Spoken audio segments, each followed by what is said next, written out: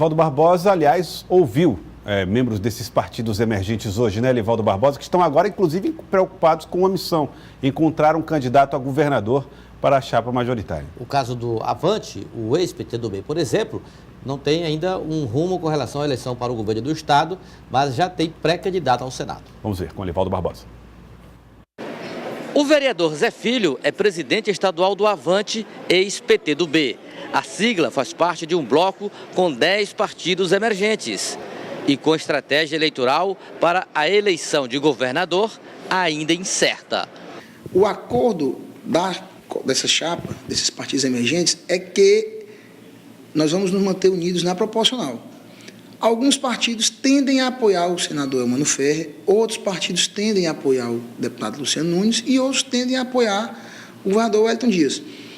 O Avante tem conversas com o senador Eumano, não conversamos com o deputado Luciano Nunes e nem com o Wellington Dias, mas ainda estamos conversando, avaliando os projetos de governo para que a gente possa pensar e decidir o que é melhor para o Piauí. Mas no pleito proporcional, o Avante aposta na aliança dos emergentes. Na proporcional, nós estamos participando dessa chapa dos partidos emergentes, com 10 partidos, onde nós vamos lutar para eleger deputados estaduais e federais em pé de igualdade com todos os outros partidos. Lá, a gente acredita que faz 3 deputados estaduais e 1 federal.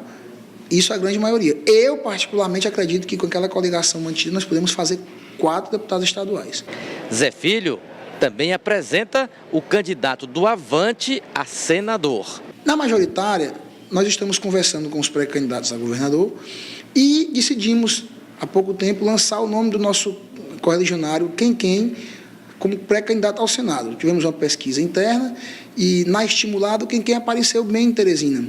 Ele tem um recall muito bom de quando foi candidato a prefeito, candidato a governador, e nós resolvemos, em parceria com ele, lançá-lo como pré-candidato ao Senado. Eu recebi o convite através do nosso presidente Zé Filho, do Avante, baseado em uma pesquisa feita aqui na capital, Estimulada, em que nós aparecemos muito bem, e muito me honrou esse convite. E como eu nunca fui de fugir de briga, eu nunca fui de fugir de desafio, eu resolvi aceitar. Também levado pelo sentimento popular de mudança. O pré-candidato adianta como será o estilo da campanha. Está em mim esse lado bem-humorado, simpático. E nós fizemos naquela época uma campanha bem-humorada que colocava os problemas do mundo político ao povo para que ele pudesse enxergar o que realmente passava por trás da eleição, já na representatividade dos eleitos. Hoje o povo já sabe. E nós vamos sim fazer uma campanha bem-humorada, mas também propositiva.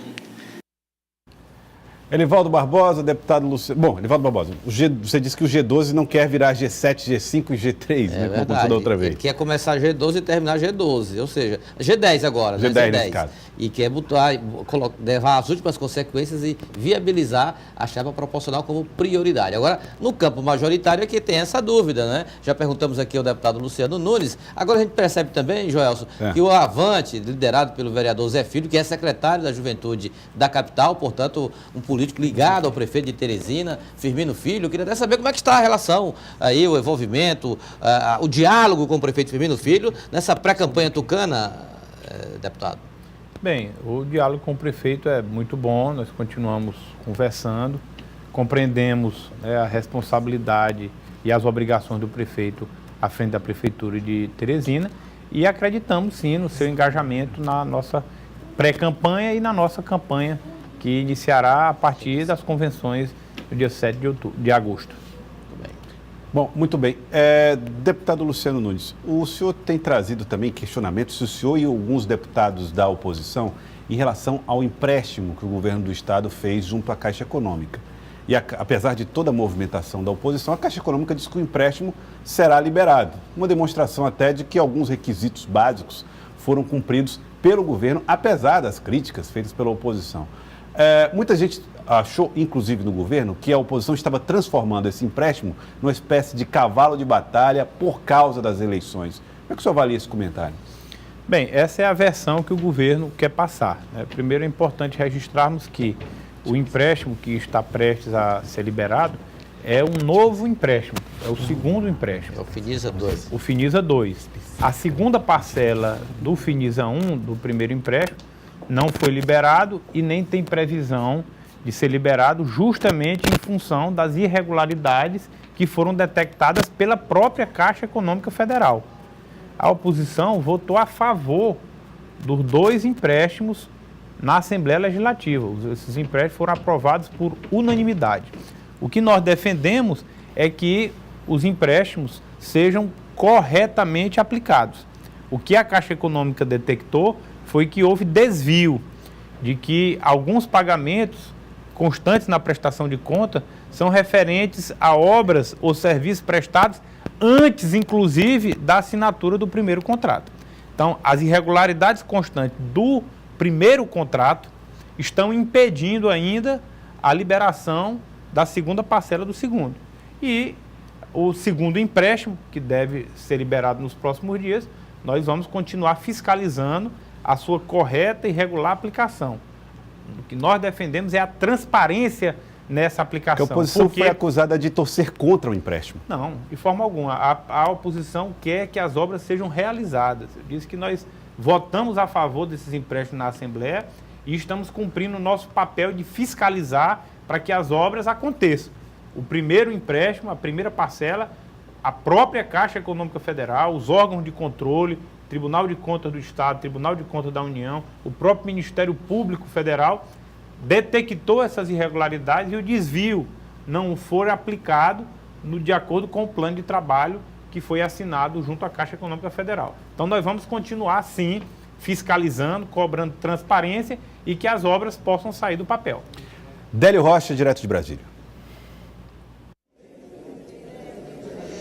Deputado, em função dessa crise dos combustíveis, a oposição no Piauí vem defendendo a redução do ICMS.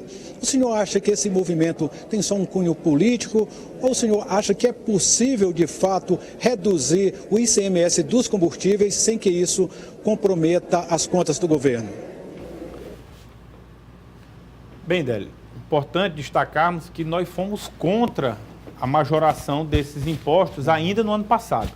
E a nossa tese é a de que quanto mais imposto você cobra, mais você penaliza o setor produtivo e você acaba matando a galinha dos ovos de ouro. A economia, ela é um ciclo, você tem que estimular a economia. E como é que você estimula a economia? É você reduzindo a carga tributária. Cada imposto desse, o Piauí hoje cobra o maior imposto sobre o combustível do Brasil. E nós vivemos num estado com a renda per capita uma das menores do país. O imposto que é cobrado sobre os combustíveis, ele repercute na prateleira, no preço da farinha, no preço do arroz, do feijão, do óleo, e onera o trabalhador, onera o setor produtivo, encarece o frete. Então nós defendemos, naquele instante que o governador encaminhou para a Assembleia, o não aumento dos impostos, e continuamos defendendo agora a sua redução, para estimular a economia, para que o trabalhador não pague essa conta e para que o setor produtivo tenha um incentivo para continuar produzindo. Bom, olha, o deputado Luciano Nunes tem feito, inclusive, essa defesa. E a pergunta que eu faço agora ao senhor, deputado Luciano, diz respeito justamente a essa questão. Os números do governo do Estado têm mostrado que o Piauí precisa melhorar a sua arrecadação e se fizer uma confrontação entre os impostos que são arrecadados pelo Estado do Piauí, a arrecadação do Estado do Piauí, da sua receita corrente líquida e os gastos com pessoal, o Piauí não consegue, inclusive tem dificuldades de cumprir a lei de responsabilidade fiscal.